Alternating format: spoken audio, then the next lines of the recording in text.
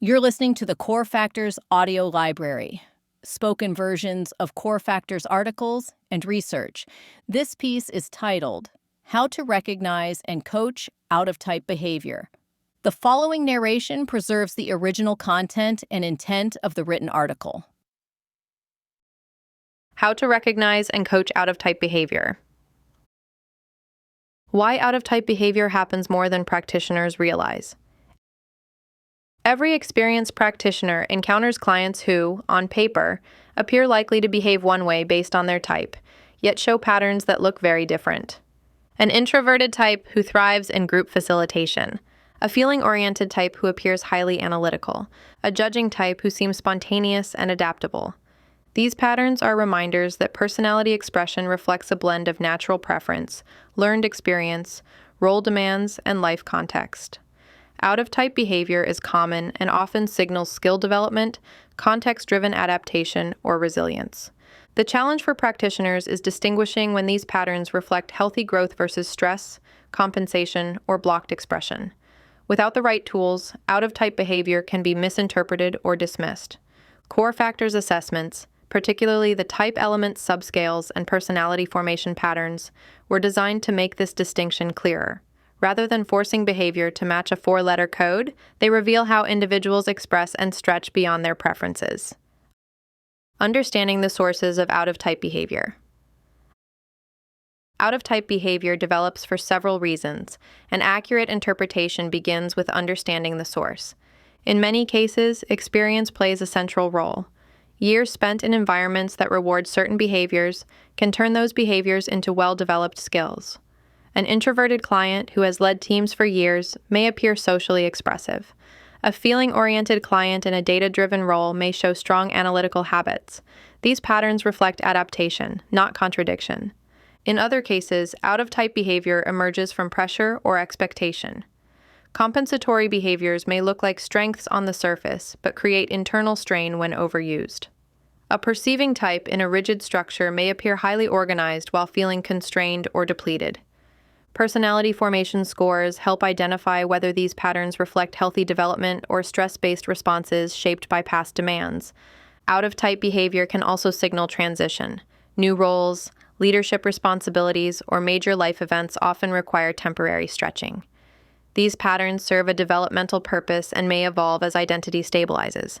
Recognizing the difference between preference, adaptation, and transition allows practitioners to coach with clarity and care. How to recognize when out-of-type behavior reflects adaptation or stress. Meaningful interpretation requires looking across patterns rather than focusing on a single score.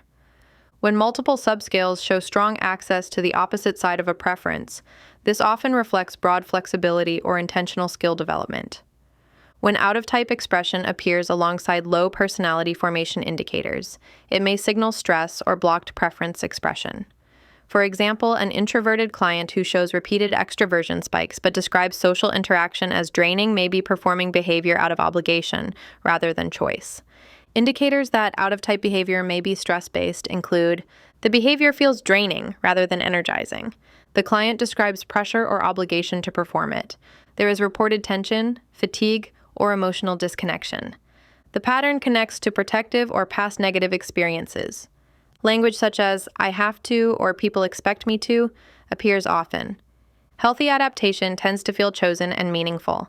Clients may describe it as growth or a capability developed over time. These distinctions help practitioners interpret results with integrity. Using subscale patterns to explore out-of-type behavior.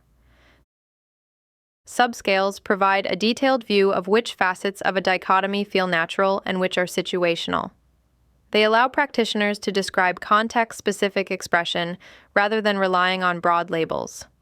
Useful questions grounded in subscale data include, what experiences shaped access to this opposite-side behavior? Does this feel natural or more like a skill you have developed? How does this pattern differ between work and home? When does this behavior feel energizing versus draining? These questions center interpretation in lived experience and normalize complexity. Clients often worry that out-of-type behavior means inconsistency. Subscale-based conversations show that variation is expected and meaningful within each type. coaching strategies for clients showing out-of-type patterns. Once patterns are understood, coaching focuses on working with them intentionally. The goal is not to eliminate out-of-type behavior, but to help clients understand its cost and value. Effective strategies include mapping behavior to energy, identifying contextual triggers, and exploring the origins of certain adaptations. Clients can then decide which behaviors they want to refine, which they want to limit, and where they want to reconnect with more natural patterns. Coaching conversations may explore which behaviors feel sustainable over time, where recovery or boundary setting is needed, which adaptations still serve current goals, how flexibility can be used without losing alignment. Out-of-type behavior becomes part of a broader growth narrative rather than something to correct or suppress. Why recognizing out-of-type behavior elevates professional practice. The ability to interpret out-of-type behavior distinguishes advanced practitioners from surface-level type interpreters. It reflects an understanding of personality as dynamic rather than static. Core factors assessments support this depth by combining subscales with personality formation insights. When used alongside type discovery and developmental tools such as EQ Accelerator, practitioners gain a whole-person view that respects individuality. This approach strengthens ethical application, deepens client trust, and leads to more meaningful coaching outcomes. Practitioner takeaways. Out-of-type behavior is common and meaningful. Subscales distinguish preference from learned patterns. Personality formation clarifies adaptation versus stress. Reflective dialogue reveals origin and impact. Accurate interpretation supports ethical, effective coaching.